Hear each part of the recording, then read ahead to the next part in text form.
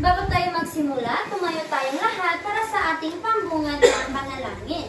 Jojo, maaari mo bang pangunahin ang ating panalangin? Opo, teacher.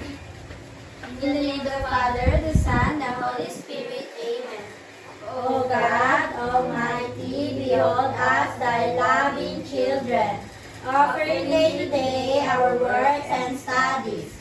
Help us, O Lord, to be obedient to our teachers and kind to our classmates, that we are merit your blessings to ourselves, to our school, to our beloved country, the Philippines. Amen.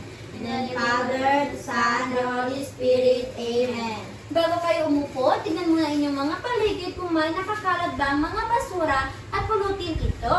Pagkatapos, ayusin inyong mga upuan at umupo ng maayos.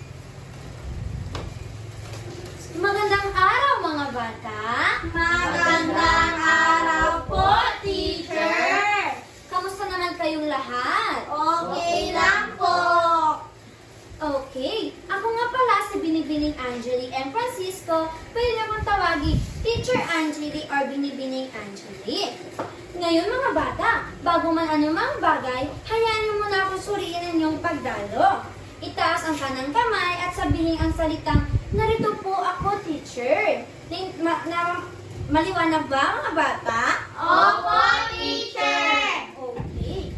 Angela Francisco. Narito po, teacher. Junisa. Narito po, teacher. Michael. Narito po, teacher. Jan. Narito po, teacher. Magaling, walang lumiban sa klase natin ngayon. Ngayon mga bata, alamin natin kung ano ang mga alintuntunin na dapat sundin sa oras ng klase. So, ano ang mga alintuntunin na dapat natin sundin? Yes, Angela? Itaas ang kanang kamay kung may gustong sabihin. Yes, meron pa ba? Yes? Sumunod sa panuto. Ano pa? Yes? Makinig sa guro. Ano pa? Maging mabait. Okay, magaling. Dapat So ngayon mga bata, ipakilala ko sa inyo ang ating incentive chart. So, una, ipangkat ko muna kayo sa 4 na grupo. Si Angela ang pangkat 1. Si Junisa ang pangkat 2, si Michael ang pangkat 3, at si Jan naman ang pangkat na 4. So, ano ang nakikita nyo sa ating incentive chart? Yes, Jojo? Mga bata. Ano pa? Doktor. Ano pa? Pulis. Yes, tama. Ano pa? Bumbero tsaka teacher. Okay, tama. So, ito ang ating incentive chart. May 4 na estudyante na may mga pangarap. So, ang pangkat 1, ang pangalan niya ay si Rana. Si Rana, ang pangarap niya ay maging guro. Ang pangkat 2, ang pangalan niya ay si Adrian. Si Adrian, ang pangarap niya ay maging doktor. Ang pangkat 3, ang pangalan niya ay si Karel. Ang pangarap niya ay maging pulis. Ang pangkat 4 naman, ang pangalan niya ay si Riza. So, ang pangarap ni Riza ay maging bumbero. Ngayon mga bata, gusto niyo ba silang tulungan na makamit ang kanilang mga pangarap? Opo, teacher. Kung ganon, dapat mag-participate kayo sa klase ni teacher at sagutin ang mga sagot ni teacher. Manimanag ba mga bata? Opo, teacher. Okay. Ngayon mga bata, may hinihanda si teacher ng isang kwento. Handa na ba kayong makinig mga bata? Opo, teacher. Okay. Ngayon, makinig kayo ng mabuti sa kwento ni teacher at isulat ang mga dapat isulat dahil mamaya may mga tanong si teacher. Okay po. Okay. So, ang pamagat ng ating kwento ay ang munting guro. Noong unang panahon, isang batang babae na nangangalang Maya. Siya ay mahilig maglaro ng paa-paaralan. Ginagayan niya ang mga guro, tinuturuan ang kanyang mga laruan kung paano magbilang, magbasa at kumanta. Pinapangarap niya maging isang tunay na guro balang araw. Isang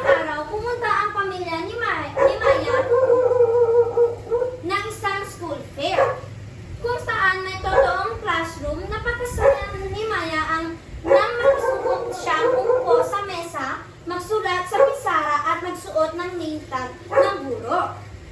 Ang mga guro ay napakabait at ipinakita sa kanya paano magbasa ng kwento sa mga bata. Nalaman ni Maya na ang pagiging guro ay hindi lang tungkol sa pagtuturo, kundi pati na rin sa pagiging matyaga, mapagmahal at pagtulong sa mga bata na lumaki. Mula noon, nagsikap si Maya na matupad ang kanyang pangarap. Sinanay niya ang kanyang sarili ng pagbabasa, natuto niya iba't ibang asignatura at nag-ipon ng kanyang allowance para makabili ng espesyal na desk ng guro. Alam niyang matutupad ang kanyang pangarap kung nagsisikap siya at magmamahal. Naintindihan ba ang kwento mga bata? Opo, teacher. So ngayon, magtatanong si teacher. So, ano ang gustong gawin ni Maya? Yes, Angela? Mag-aral ng paaralan. Tama. Ngayon, ano ang pinapangarap ni Maya? Teacher. Tama.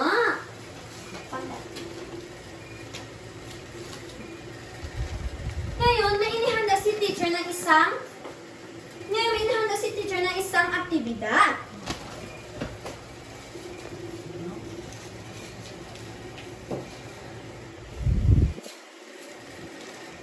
So, itong aktibidad, bumuo kayo ng isang bilog kada grupo. So, magkakapap kayo sa mga pangkat upang itugma ang mga larawan. Sa tamang paglalarawan, una, tignan mabuti ang mga larawan. Pagkatapos, basahin ang mga paglalarawan. Tignan kung mahahanap mo ang tamang tugma para sa bawat larawan. Ito ang sa pangkat isa. Pangkat dalawa. Tatlo. Tatlo. At-apat. Asa ako gusto? Narito na po.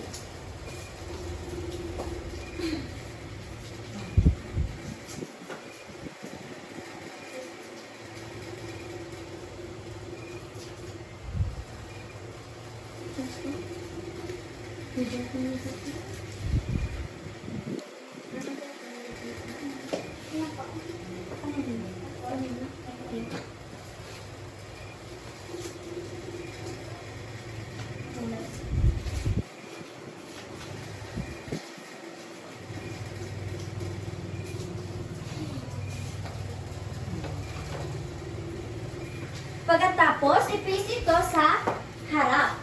Okay lang. Okay lang, please. Ito po, sinilipit mo.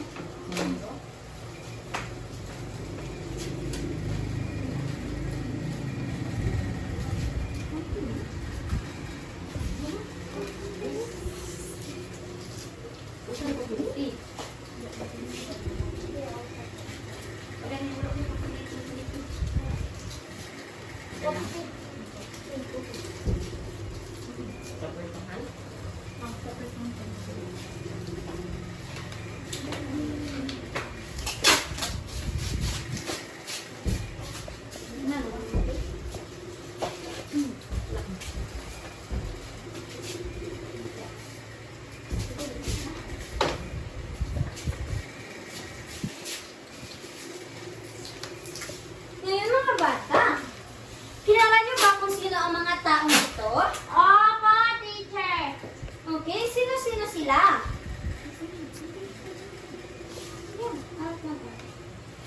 Yes, Angela? Si Robert Zawarski. Sino pa? Sino pa? Yes, Jojo? Manny Pacquiao. Okay, sino pa? Dr. Jose Rizal. Tama. Sino pa? Bea Salunga. Yes, tama.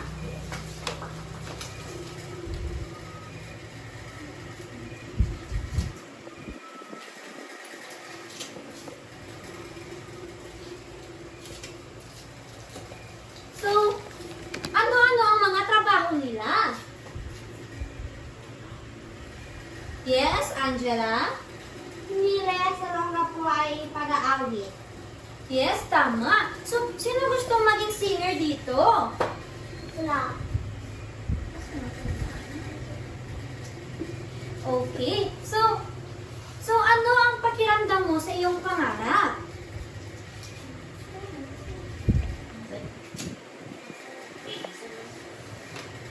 Yes? Maganda po at masaya. Okay, mabuti naman kung gano'n.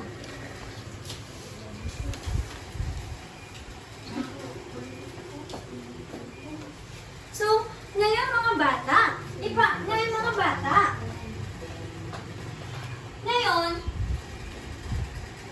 tatalakayan ni teacher kung bakit mahalaga ang pagkakaroon ng pangarap at kung bakit mahalaga ang pagkakaroon ng pangarap at hangarin sa sarili.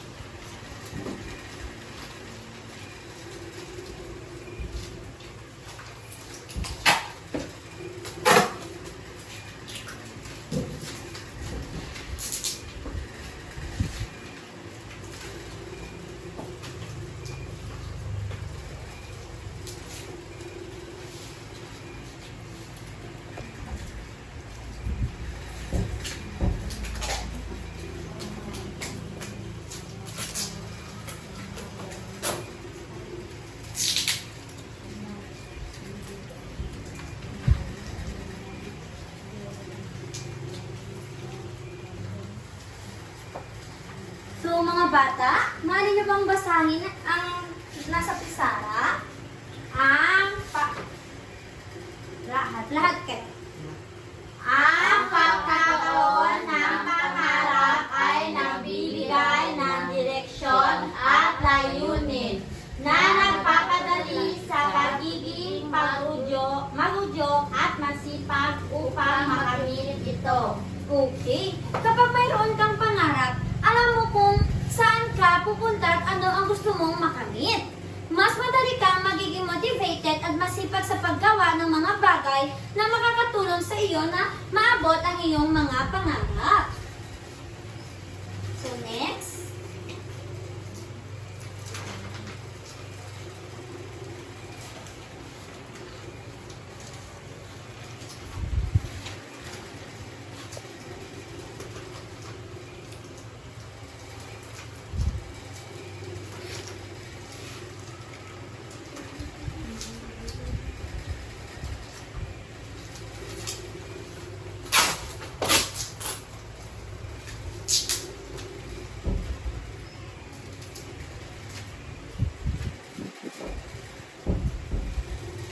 Okay, basahin ang lahat.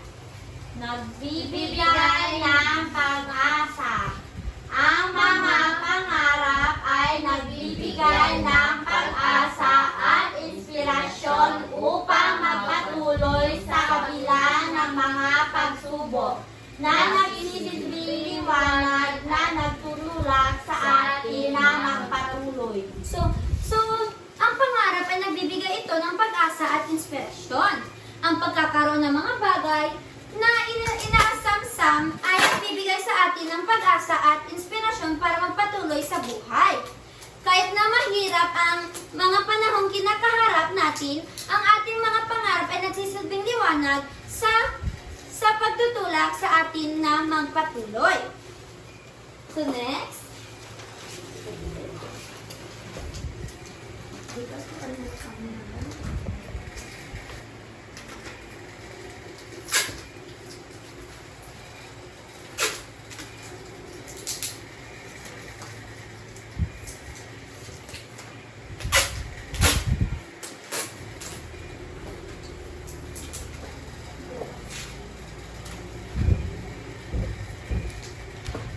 Basahin ang lahat.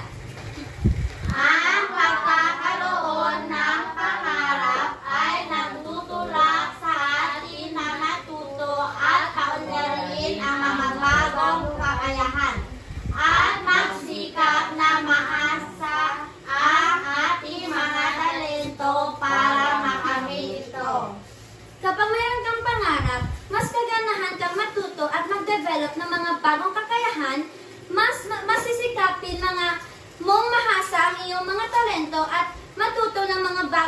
bagay na makakatulong sa iyo na maabot ang iyong mga pangarap. So next.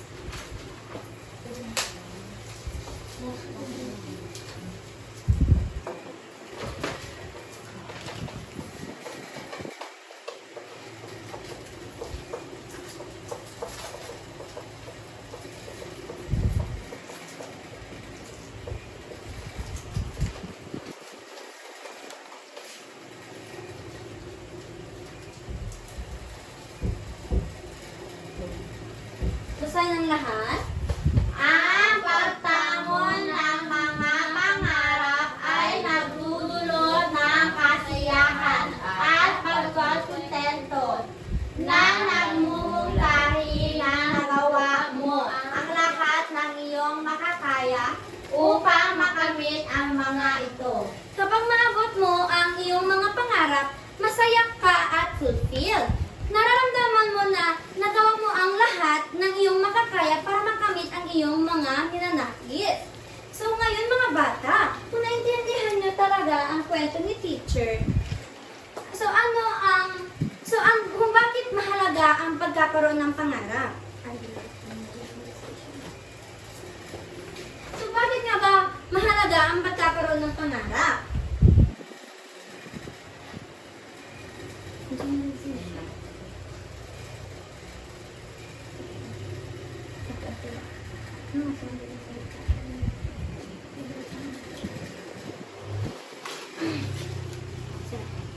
Ang pagkakaroon ng pangarap ay nagbibigay ng direksyon sa buhay. Nag-uudyok ng pag-asa at inspirasyon, tumutulong sa pag-unlad ng kakayahan at nagdudulot ng kasiyahan at pagkontento kapag naabot ang mga ninanais. Yes, tama!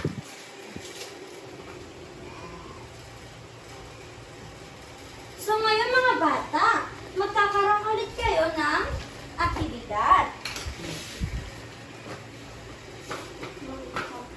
So ngayon, may inihanda ulit si teacher ng isang aktibidad.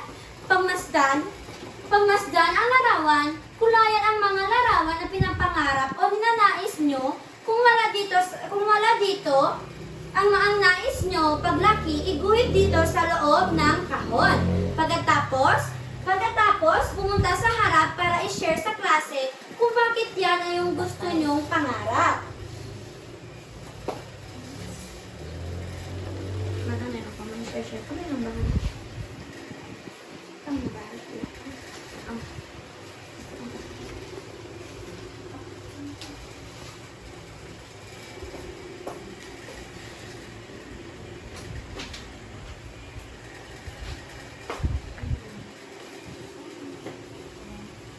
Iguhit sa loob ng kahon kung wala dyan yung mga pangarap o ninanais.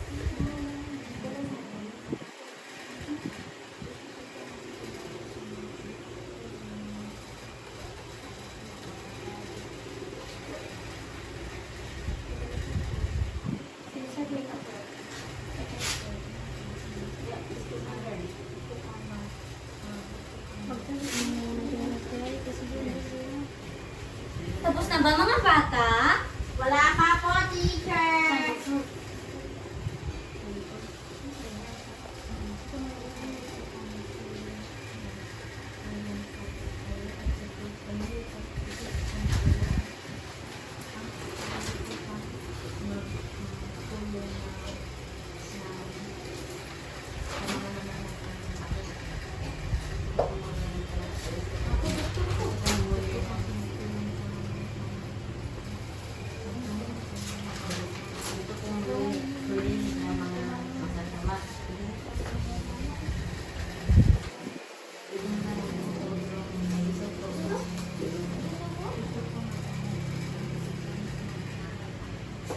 Tapos na ba? Opo, teacher! Pumunta na dito sa harapan at sabihin kung bakit yan ang gusto nyong magpaglaki or bakit yan ang inyong pangarap.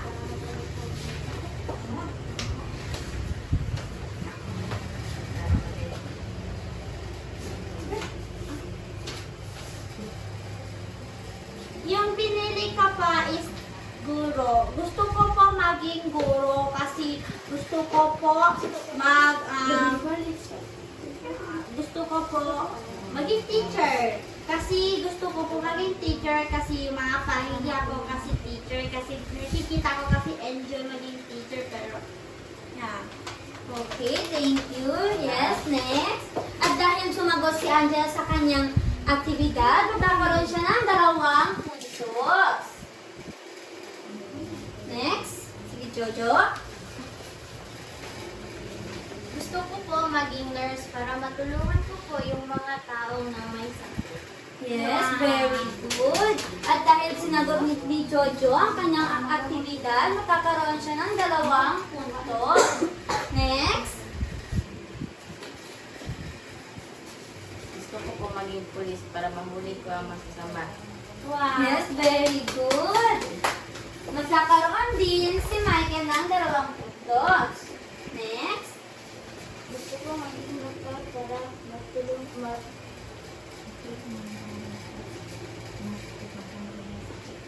magama po may sakit. Okay, very good. Jan, magkakaroon din si Jan ng 2 puntos. So ngayon mga bata, magkakaroon kayo ng pagsusulit. Kung talaga naiintindihan nyo ang klase ni teacher kanina, magkakaroon kayo ng pagsusulit. Isulat na inyong mga pangarap. So ang panuto ng pagsusulit ay puna ng mga patlang sa ibaba gamit ang mga salita sa loob ng kahon. Isulat sa loob, sagot sa patlang bago ang ibinilang. Ay, ito sa tika mo. Ba siya sa sa'yo?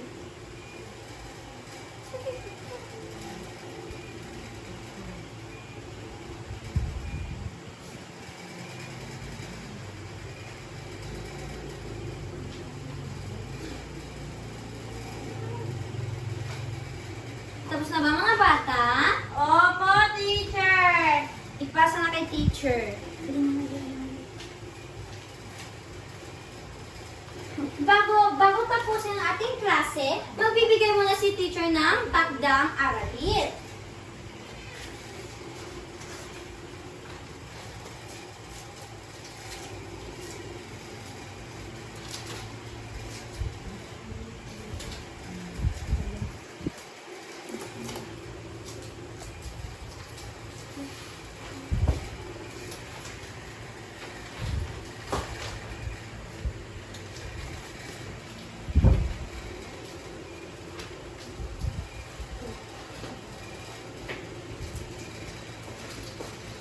So sa inyong takdang aralin, gumuhit kayo ng larawan ng iyong mga pangarap, ilagay sa long bond paper, maaari itong maging anumang gusto mong kapag lumaki ka, isang lugar na gusto mong bisitahin o isang bagay na gusto mong makamit.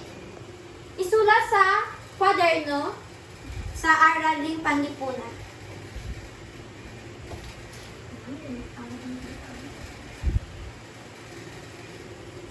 Tapos na ba mga bata? Opo, teacher. Okay. So ngayon, magsitayo ang lahat para sa ating pagtatapos na panalangin.